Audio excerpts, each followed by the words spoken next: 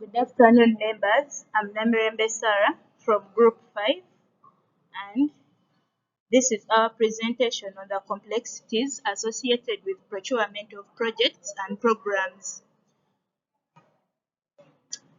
I'll start by introducing public and private major complex projects tend to fail on delivering benefits and being on budget and on time.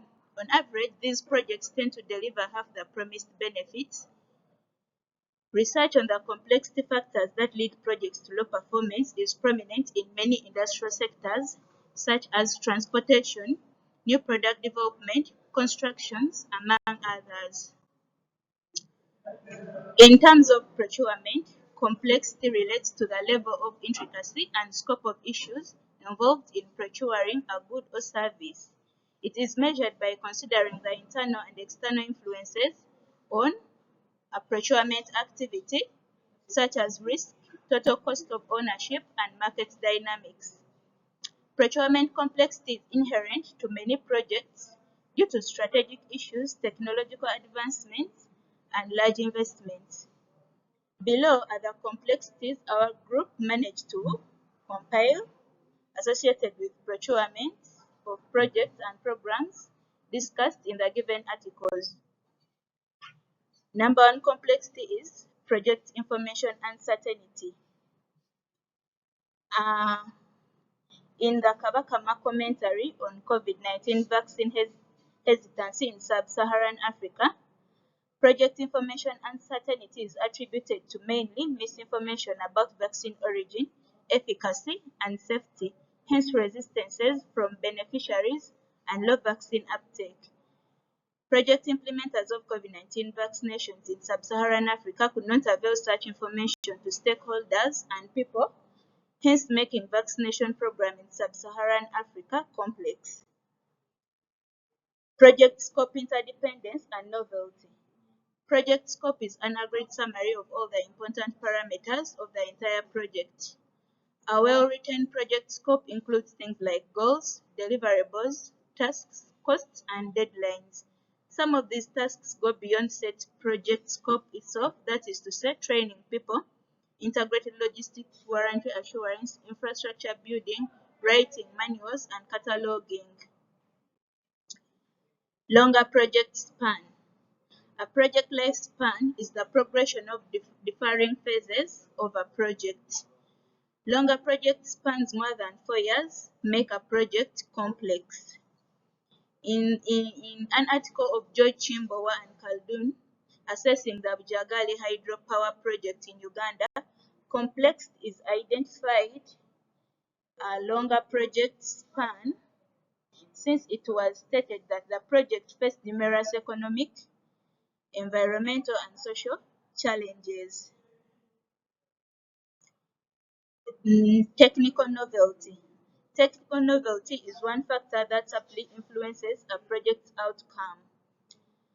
This is another complexity identified in the given articles. I'll stop here and invite my next presenter to continue from here. My name is Uchaya Tom, a member of Group 5. I'm picking up from my colleague with the challenges in procuring for a complex project.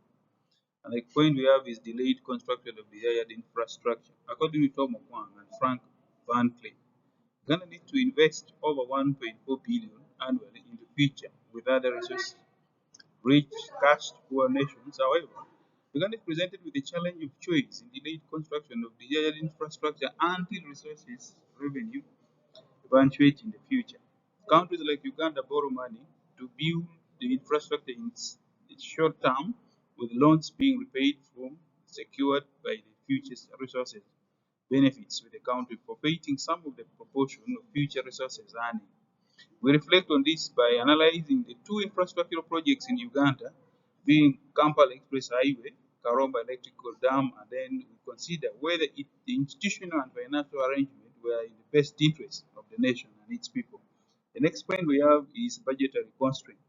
This refers to the associated cost of requiring material or processes. Budget includes the fixed and variable costs, including material, permits, labor, and financial impact of the team members working on the project. ADEPCO 2021, according to Ndahora article, recognized the budgetary constraints that are somewhat being addressed by COVAX facility that sought to provide low developing countries in Africa with free vaccine. Earlier studies have also shown that supply chain system that should constitute of storage system have been rated as poor, as seen in Ashok Bryan and Latex 2017. They argue that developing countries are constrained with the severe lack of storage facilities that required for vaccine logistics. The next point we have is legal and regulatory framework. This establishes a clear legal framework and regulatory guidelines for PPP arrangements, which is crucial. This helps to ensure that the procurement process adheres to national procurement laws, guidelines, and regulations, while also considering any specific guidelines related to COVID vaccine. I beg to stop here and invite my next discussant. My name is Jonathan Loram, one of the members of Group 5. I'm picking up on the complexity of the project. We still proceed with the next point, capacity building. This involves enhancing the capacity of the public sector to engage in activities and as a very crucial matter. This is done through providing training and technical support to government officials involved in the procurement process in order to help them effectively manage the partnership and understanding of business. Then I will go straight to the strategies that need to be used to manage complexity in sourcing projects. And one of our first strategy is a kind of a demand planning that involves integration of demand planning strategies into complex procurement projects, allowing better inventory tracking and insights, helps in providing data insights about the consumer trends, customer behavior, sales history, and productivity to meet customer demand with the highest possible accuracy while implementing a project. The next strategy is procurement visibility strategy. Visibility refers to a critical component of effective and efficient complex project sourcing and can be improved through digital supply chain management that helps in improving real-time visibility in all steps of the project using technology like big data, Internet of Things, and artificial intelligence. The next strategy is standardization strategy of supply chain operations that helps in complex projects implementers. It involves creating integrated procedures that help in providing projects and eliminate unwanted steps from the project life cycle. Still under continuity strategies is sustainable, social, and green procurement. Green procurement refers to the process whereby organizations procure services and materials in order to meet the environmental requirements. Sustainable procurement goes beyond this, and the environment is equally involved and incorporated. With a strong association with environmental and social aspects, sustainable procurement may often involve governments, regulatory bodies, and communities. Consequently, the dimensions are directly linked to micro organizations. And with these few remarks, allow me to invite the next member of Group 5 to continue. My name is Omakwe Jobfred. On continuation of the strategies, we have competitive dialogue and competitive procedure with negotiations. These are the specific legislation procurement rules which allow departments to hold dialogue and or negotiations with bidders on various aspects of the procurement used. Currently, both procedures offer significant and clear benefits, in particular enabling risk and assumptions to be thoroughly tested, solutions to evolve, and the foundations established for ensuring a successful contractual outcome. Another strategy is the stakeholder engagement and communication.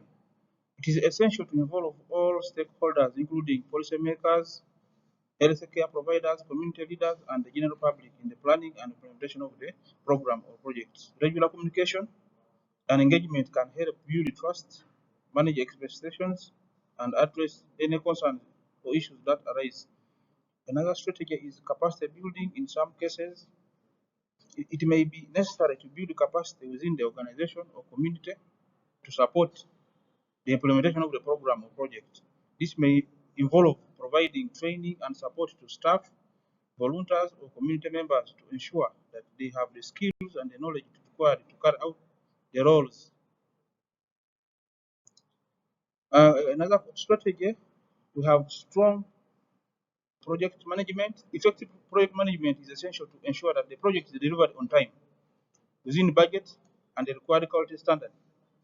We also have risk management is also another strategy that any complex project or program should involve any level of risk, and it is important to identify and manage these risks effectively. So allow me stop there, and I invite my other colleague to summarize. Jonat Gonza is my name from Group 5. I'm continuing with the strategies. Linear downstreaming is one of the strategies that can be adopted according to Rahil.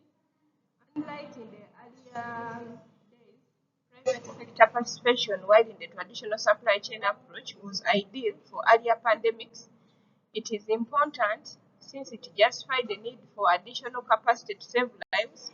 Capacity can be enhanced to allow private sector engagement beyond testing and production of vaccine to include intensive care unit, outpatient outreaches, and services, among others. In conclusion, managing the complexities of sourcing and in implementing complex programs and projects